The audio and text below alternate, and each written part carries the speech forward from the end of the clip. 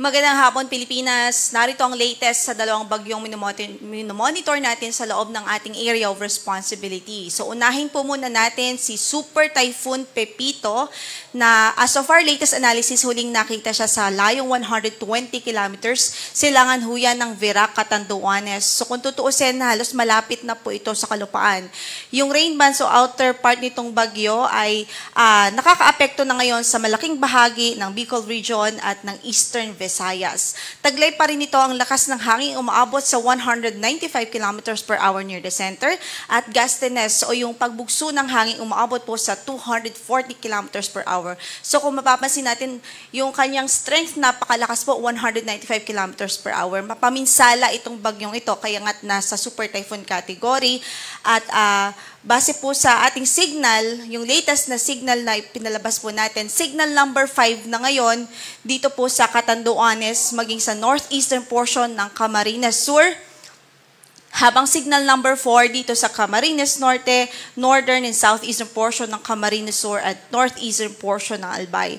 Uulitin lamang po natin signal number 5 sa Catanduanes at northeastern portion ng Camarines Sur. So meron tayong extreme threat to life and property due to Super Typhoon Pepito. Habang dito sa signal number 4, significant to severe threat to life and property.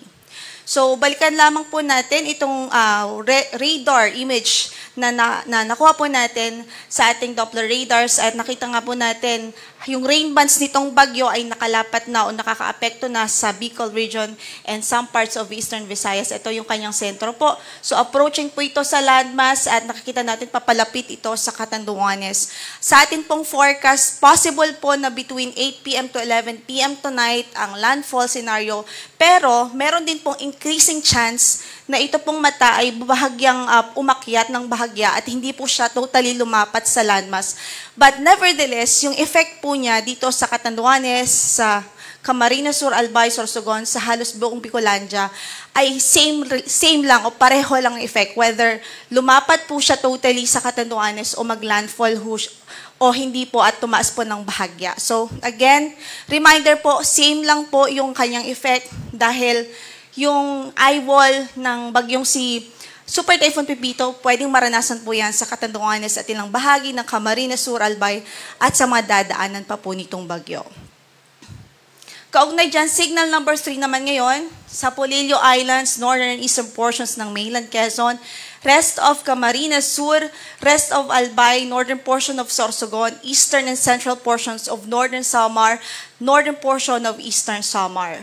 Signal number 2 naman, sa southern portion ng Isabela, Quirino, Nueva Vizcaya, Ifugao, Benguet, La Union, Pangasinan, Aurora, Nueva Ecija, Bulacan, Tarlac, Pampanga, Zambales, maging dito po sa Bataan.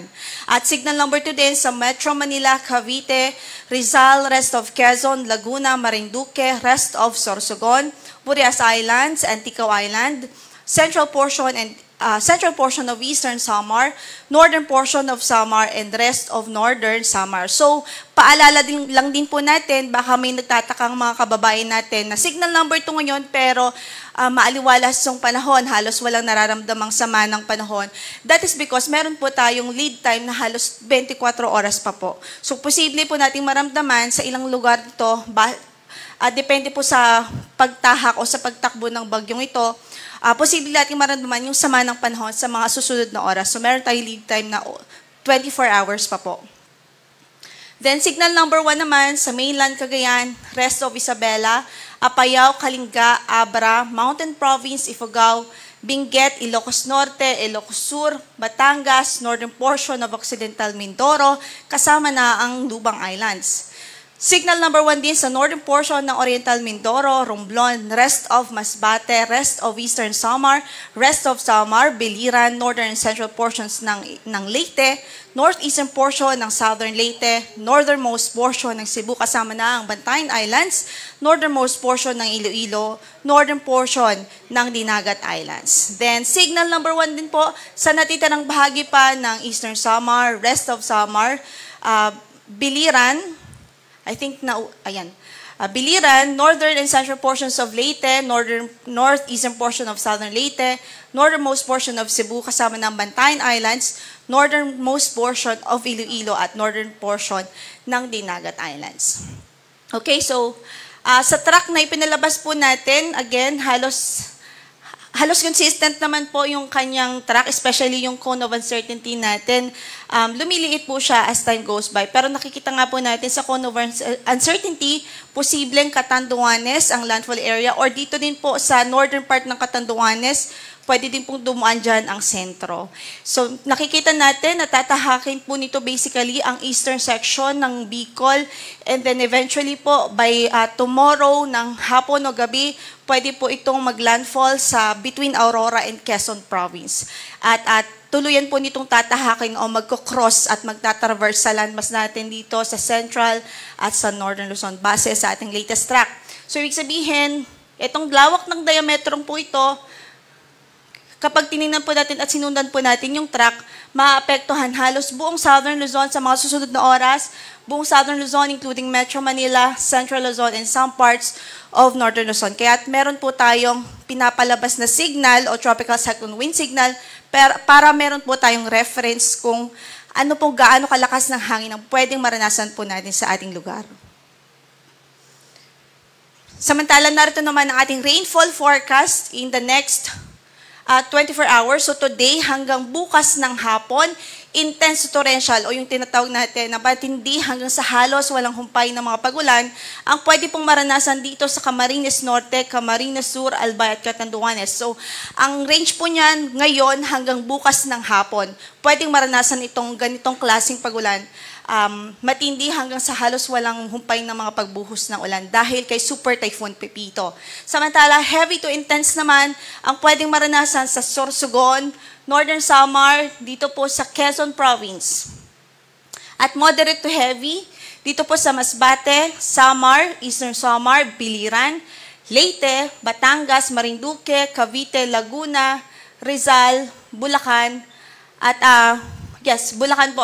Kasama po dyan at maging yung Aurora. So, moderate to heavy yung kanaptaman hanggang sa malakas na mga pag-ulan. Ngayon hanggang bukas ng hapon. And then bukas ng hapon hanggang Monday ng hapon o Lunes ng hapon, posible rin ang intense to torrential na mga pag-ulan.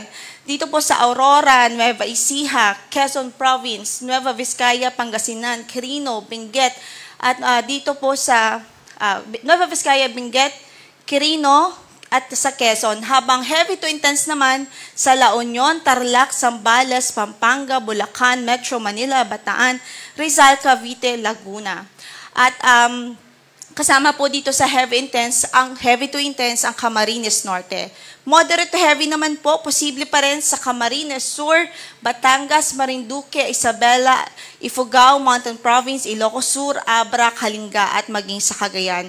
At para po sa mas detalyado na information regarding this, pinupost po natin yan sa ating social media accounts at maging sa website ng Pag-asa para po makita natin yung kumpleto na detalye tungkol po dito sa rainfall advisory po natin. So, again, paalala po natin, doble o triplang pag-iingat lalong-lalo na sa mga low-lying areas dahil posibleng-posible ang mga pagbaha, even yung mga pagguho ng lupa dahil sa tindi ng mga pag-ulan na pwedeng dala po nitong si Super Typhoon Pepito.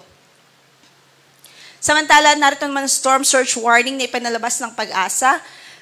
Ngayong 2:00 po ng hapon, so makikita nga po natin yung more than 3 meters na wave height ay pwede pong maranasan sa halos buong Catanduanes, sa eastern coast ng Camarines Sur, eastern coast ng Camarines Norte, at sa ilang coast pa po ng Albay at Camarines Sur.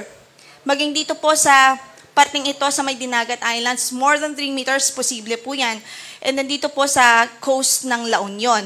Habang yung 1 to 2 meters, posible po yan sa eastern coast ng Isabela, eastern coast ng Aurora, eastern coast ng Quezon, at dito sa southern coast po yan ng Calabarzon, dito sa may part ng Masbate, at sa northern and eastern coast ng Eastern Samar. Ito din pong storm surge warning, pinapalabas o pinopost at ina-upload din po natin yan sa ating social media sites at maging sa ating website para po sa mas detalyadong impormasyon. Samantala, ito din po ang yung tinatawag natin possible flood height due to 3 meters storm surge height. So, for Quezon Province, sa areas po na ito, posible po yung 3-meter storm surge height o yung daluyong dito po sa isla, sa part ng Polillo Islands, sa eastern coast po ng Mauban, Quezon, dito po sa Pagbilao, sa Padre Burgos, Lucena City, posible din po yung storm surge o inundation dahil sa storm surge o daluyong. So para po makita po natin yung detalyadong information dito, nasa website at nasa Facebook page at Twitter accounts, X accounts din po natin ito.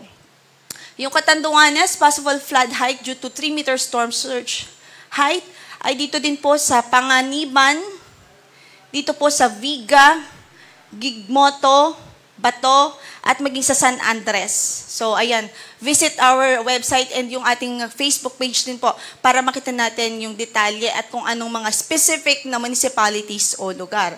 Samantala sa Northern Samar, dito po mataas din po yung tsansa ng inundation or nadulot ng storm surge na almost 3 meters height. Dito po sa San Policarpo, sa Lapinig, Arteque, at dito po sa Sulat, San Julian. Okay, ito po'y karagdagan na information, yung ating high tide for today. So, in-include po natin yung 5 p.m. onwards. So, makikita natin for Giwan Eastern Samar at 5:59 kanina, halos 0.94 meters yung taas po ng tidal height natin. At sa Catbalogan Samar naman at 11:15 later on ay 1.92 meters. Sa San Jose Northern Samar sa 5:15 p.m. ay 1.35 meters. Sa Bulan, Sorsogon at 10:50 kanina or mamaya na gabi 1.51 meters. Sa Legazpi City, Albay 1.69 meters. Mamaya or ngayon po yan 5:28 kanina. Masbate City 10:46 p.m. later, 1.93 meters. Sa Jose Panganiban, Camarines Sur, 1.78 meters. Pasacao, Camarines Sur, 2.10 meters. At sa Vera, Catanduanes, 5:30 p.m., 1.65 meters. So ano po yung kahalagahan ng impormasyon na ito para po maintindihan natin na high tide po sa mga lugar na ito. So eastern coast po ito ng kung saan ay nakataas ang ating mga wind signals. So high tide na po siya Yes, high tide na po siya, tapos meron pa po tayong threat of storm surge. So may additional factor po ito kung bakit we're expecting yung mas mataas na alon at mas mataas na banta po ng storm surge sa mga lugar na ito. Okay, yung gale warning po natin, nakataas din dito sa Catanduanes, northern and eastern coast ng Camarines Sur, Camarines Norte, eastern coast of Quezon kasama ng Polillo Islands, northern Samar, Aurora, Isabela, eastern coast of Cagayan, eastern coast of eastern Samar, sa Albay, Sorsogon, Dicao at Burias Islands. Ibig sabihin, dahil napakadelikado po ng lagay ng karagatan sa mga lugar na ito, maalon hanggang sa napakaalon.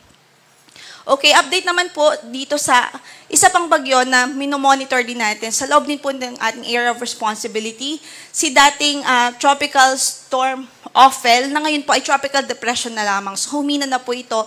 Huling nakita ito sa layong 195 kilometers northwest ng Itbayat, Batanes. Taglay na po ngayon ang lakas ng hangin na umaabot sa 45 kilometers per hour near the center at gustiness po na 60 kilometers per hour. At kumikilos ito silangan, timog silangan. At base sa latest forecast na ipinalabas po ng Pag-asa, posible na po itong maglandfall sa southern portion ng Taiwan.